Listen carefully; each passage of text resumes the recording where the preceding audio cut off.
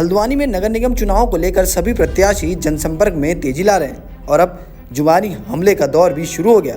भाजपा के मेयर प्रत्याशी गजराज सिंह बिष्ट ने कांग्रेस पर जमकर निशाना साधा। उन्होंने कहा कि जिस समाजवादी पार्टी ने उत्तराखंड के खिलाफ आवाज़ उठाई, महिलाओं के साथ अत्याचार किए, मुजफ्फरनगर, मसूरी और खटीमा जैसे गोलीकांड को अंजाम दिया, उन्हें बैसाखी बनाकर कांग्रेस हल्द्वानी नगर निगम चुनाव पर उतरी है।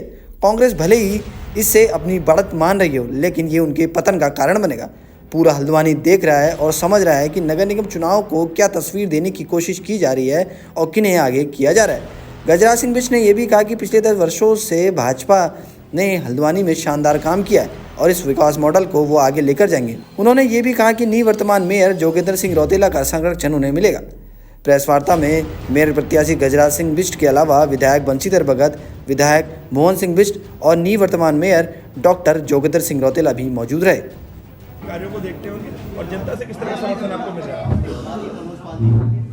पिछले 10 वर्षों से भारतीय जनता पार्टी के मेयर यहाँ पर रहे हैं और उनके नेतृत्व में बहुत ईमानदारी के साथ इस हल्द्वानी शहर में कई सारे काम किए गए हैं। मैं समझता हूँ कि प्रत्येक क्षेत्र कोई ऐसा क्षेत्र नहीं है जिसमें काम ना किए गए हो। पानी का हो, बिजली का हो, सड़क का हो, सीवर का हो, गैस का हो, यानी सभी क्षेत्रों में काम किया गया है। मैं समझता हूँ कि आगामी समय में भी हम सब लोग मिलकर आपके माध्यम से, आपके सुझावों से, आपके प्रस्तावों से इस हल्द्वानी को और सुंदर बनाने के लिए आगे को भी काम करेंगे। नहीं, मैंने समाजवादी पार्टी में नहीं, कांग्रेस पर आरोप लगाया है।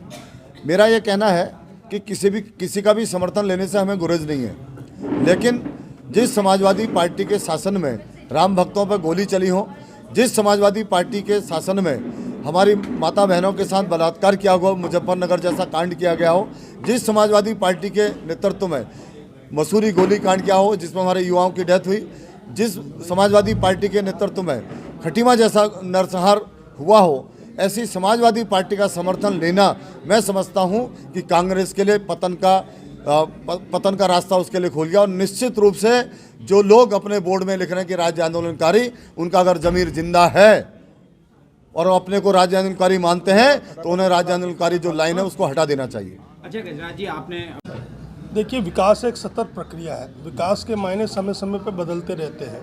वर्तमान में अगर हम गैस पाइपलाइन लेइंग से लेकर एसटीपी निर्माण से लेकर सिटी फॉरेस्ट से लेकर बैणी सेना से लेकर डोर टू डोर कलेक्शन की अगर हम बात करें, पार्कों का निर्माण की बात करें, शौचालयों के निर्माण की बात करें, अन्य विभिन्न योजनाएं, आय सृजन, नगर निगम की आय सृजन के लिए पेट्रोल पंप की स्थापना की बात करें और माननीय प्रधानमंत्री जी मोदी जी द्वारा 2000 करोड़ रुपए के नियोजन की बात करें, तो मैं समझता हूँ एक संपूर्णता की तरफ तो हम बढ़ लें, लेकिन कभी कोई चीज़ विकास कभी संपूर्णता की तरफ नहीं बढ़ता।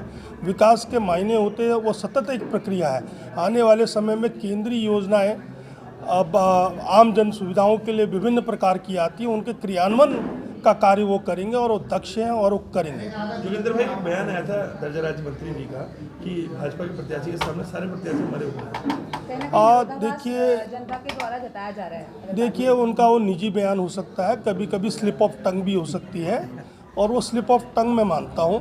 वैसे वो बहुत वरिष्ठ हैं और इस तरह की बात अगर उनके मुंह से निकली है तो मैं भी क्षमा मांगता हूँ, लेकिन वो स्लिप ऑफ टंग है। कभी कभी ना चाहते हुए बात निकल जाती है, तो हम सब लोग यही चाहते हैं कि आपसे उसको और स्लिप ऑफ टंग मानते हुए उस बात को यहीं पे खत्म समाप्त करें।